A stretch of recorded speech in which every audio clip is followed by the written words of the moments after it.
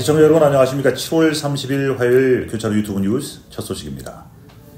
캘리포니아주와 캐나다의 광범위한 지역을 덮은 대규모 산불로 인해서 28일 수백만 명에게 대기질 악화 경보가 내려졌습니다. 이번 산불은 특히 캘리포니아 일대에서 올해 최대 규모로 기록되고 있으며 로스앤젤레스 시 크기보다 넓은 지역이 이미 불에 탔습니다. 이에 따라 수천 명의 소방대원이 현장에 투입돼서 방화선 사수에 매진하고 있습니다.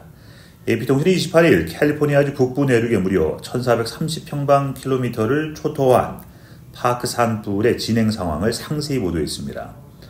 기온이 다소 내려가고 습도가 올라가면서 27일에는 소방대 진화 작업에 도움이 됐으며 진화율이 0에서 12%로 상승했습니다.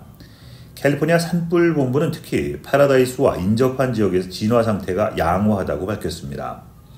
이번 파크 산불은 2018년 캠프 산불과 비교될 만큼 큰 피해를 입혔습니다. 이런 상황에서 28일에는 추가적으로 고속도로까지 불길이 번져서 소방대원들은 고속도로를 방화 저지선으로 사용하면서 뷰트 골짜기로의 확산을 막았습니다. 현재까지 총 3,400명의 소방대원과 수많은 소방 헬기, 공중 급유기들이 출동해서 화재와 싸우고 있습니다. 반면 미국 전역에서는 파크 산불을 포함해서 100곳이 넘는 산불이 발생했으며 기후변화로 인한 폭염과 낙뢰 등으로 추가 산불 발생 위험도 매우 높다면서 전국 산불 종합센터 및 국립기상청이 경고했습니다. 시카고 대학교는 28일 아침 오프 캠퍼스 아파트 로비에서 발생한 폭행 강도 사건 이후 학생과 교직원에게 경고를 발령했습니다.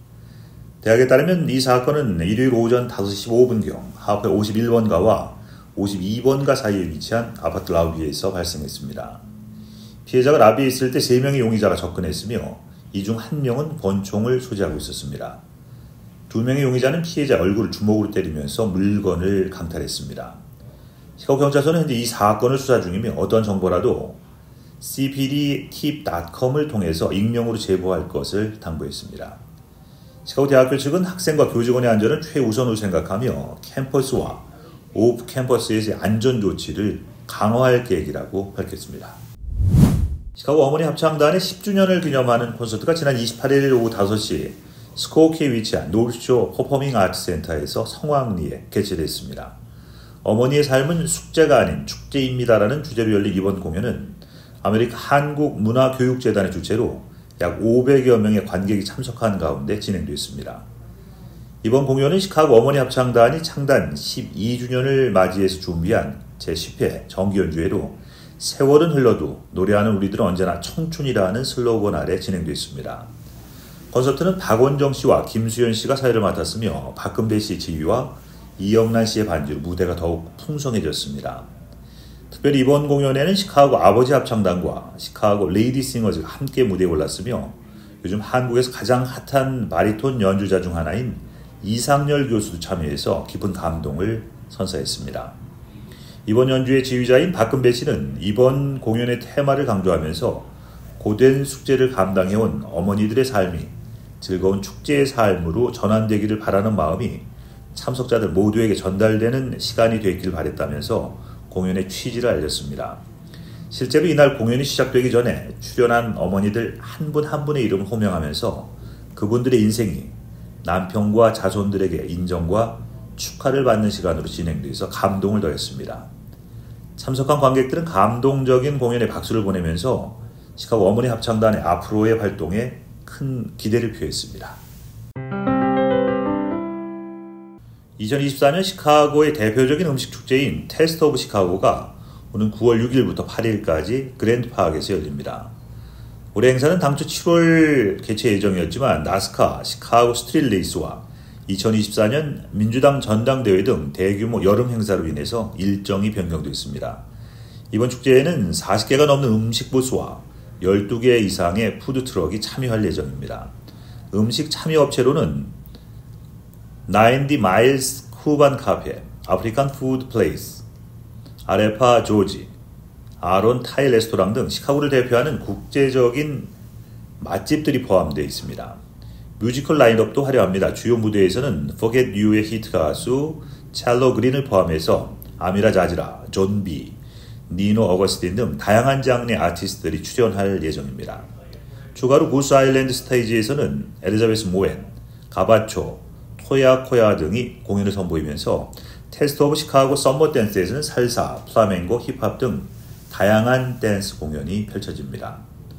브랜든 잔슨 시카고 시장은 테스트 오브 시카고는 40년이 넘는 기간 동안 우리 도시의 요리와 문화를 세계에 알리는 중요한 글로벌 기관으로 자리 잡았다면서 이번 축제가 시카고와 전 세계 예술가들에게 무대를 제공하고 주민들과 방문객들에게는 잊을 수 없는 주말을 선사할 것이라고 말했습니다. 이번 여름 시카고의 여러 박물관들이 특정 날짜에 도시 방문객들에게 무료 입장 기회를 제공합니다. 쉐드 수족관과 필드 박물관을 비롯한 여러 명소들이 8월 한 달 동안 계속해서 이 특별 행사를 진행할 예정입니다. 또한 링컨파크 동물원은 항상 무료로 공개되고 있어서 시카고를 방문하는 이들에게 더욱 매력적인 선택지가 되고 있습니다. 자세한 정보는 각 박물관의 웹사이트에서 확인할 수 있습니다. 각 박물관별 무료 방문일은 화면과 같습니다. 쉐드 아쿠아리움이 35살 벨루가 고래 나야의 새끼 출산으로 새로운 가족 구성원을 맞이했습니다. 새끼 고래는 지난 수요일 첫 숨을 쉬면서 이 세상의 모습 드러냈습니다.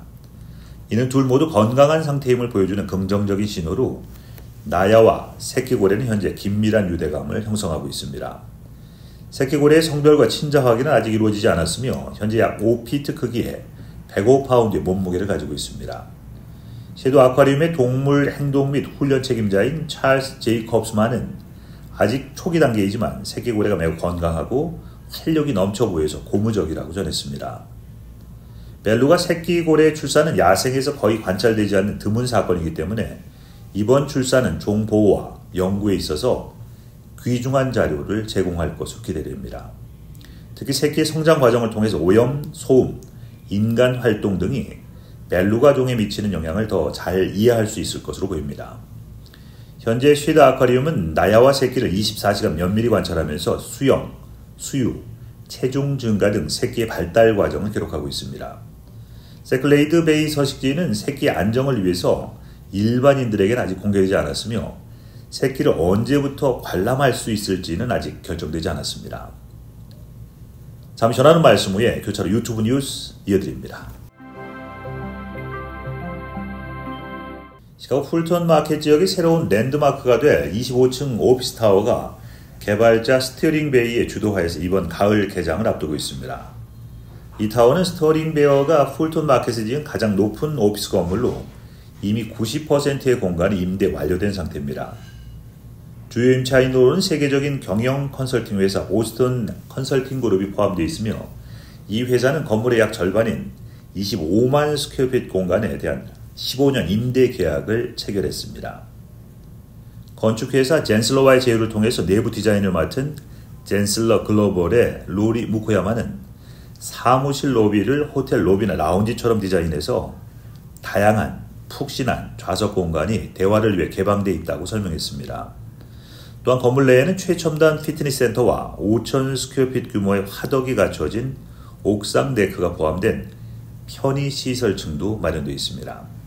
이 건물은 특히 덕핀 볼링이 있는 비밀 공간과 주류 밀매점 같은 느낌을 주는 바를 포함하고 있어서 기업들이 풀턴 마켓으로 이동하는 이유를 대표하는 현대적이고 독특한 편의시설을 제공합니다. 시카고 교통국의 레드라인 연장 프로젝트가 연방교통국으로부터 7억 4천만 달러의 자금을 지원받게 되었습니다. 이 프로젝트는 시카고 남부 경계까지 CTA 레드라인을 5.6마일 연장하는 것으로 시카고에 30년 만에 처음으로 진행되는 철도 교통 연장 사업입니다. 딕 더빈과 태미 더거스 상원의원, 마이크 퀴글리 하원의원은 첫 해 예산으로 계획했던 3억 5천만 달러에서 추가로 3억 9,600만 달러를 더 받아서 총 7억 4천만 달러의 지원을 받게 되어 있다고 발표했습니다. 이번 연장은 92번가 댄라이언 고속도로의 기존 터미널에서 130번가까지 이루어지며 103번가, 111번가, 미시간 애비뉴, 130번가 근처에 완전히 접근 가능한 4개의 새로운 역을 포함할 예정입니다. 이 프로젝트는 시카고 사우스사이드의 약 10만 명의 저소득층 주민들에게 대중교통 서비스를 제공하고 주변 지역과 교회의 근로가족과 개인에게 혜택을 줄 것으로 예상됩니다. 또한 향후 몇 년 동안 사우스사이드 주민들이 45분 이내에 통근할 수 있는 25,000개 일자리를 추가로 창출하고 건설 단계 동안 쿡카운티에서 44억 달러의 경제활동을 창출할 것으로 예상됩니다. 퀴글리 하원 의원은 레드라인 연장 프로젝트는 우리 도시를 위한 보다 공평한 대중교통 시스템을 구축하는 중요한 단계라고 말하며 이번 자금 지원으로 CTA가 더 빨리 계약을 체결하고 수억 달러의 프로젝트 비용을 절감할 수 있을 것이라고 덧붙였습니다. 연구원들은 최근 개발된 혈액 검사가 알츠하이머병을 더 빠르고 정확하게 진단할 수 있다고 발표했습니다. 이 혈액 검사는 91% 높은 정확도를 자랑하며 기존의 뇌 스캔이나 척수 검사와 같은 침습적 방법보다 훨씬 간단하고 빠릅니다. 이번 연구에는 스웨덴에서 약 1,200명을 대상으로 실시됐으며 혈액 검사의 정확도가 높다는 결과가 나왔습니다.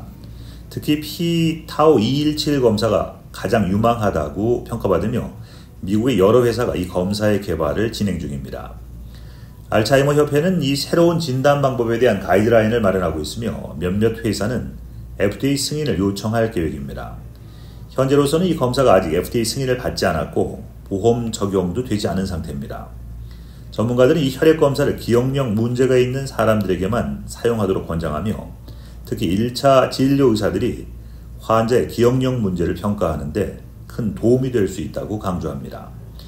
이 새로운 혈액 검사 방법은 알츠하이머병의 조기 진단과 치료에 큰 진전을 가져올 것으로 기대되며 알츠하이머병에 대한 연구, 치료 방법 개발에 중요한 역할을 할 것으로 예상됩니다. 토요타가 운전 중에 엔진 출력 저하 가능성을 해결하기 위해서 약 10만 대 툰드라 픽업과 3,500대 렉서스 럭셔리 SUV를 리콜한다고 지난 6월 초 발표한 바 있습니다. 관련 차량은 2022년 및 2023년식 토요타 툰드라와 렉서스 LX600 모델로 이번 리콜은 휘발유 버전 차량만 해당됩니다. 토요타는 제조 과정에서 발생할 수 있는 잔해물이 엔진 내부에 남아있어서 부딪히거나 터지는 소음이 발생하고 엔진이 원활하게 작동하지 않거나 운전 중에 멈출 수 있는 문제를 발견했습니다. 이에 따라서 회사는 해당 차량의 엔진을 전체 교체하기로 결정했으며 이 작업은 모든 차량 소유자에게 무료로 제공됩니다. 엔진 교체는 자동차 제조업체에 의해서 수행되는 일반적인 리콜 조치는 아니지만 이번 조치는 과거 현대차와 혼다가 유사한 문제로 차량을 리콜하고 일부 차량의 엔진을 교체한 사례와 비슷합니다. 이상으로 오늘 보내드린 교차로 유튜브 뉴스 마치겠습니다. 시청해주신 여러분 고맙습니다.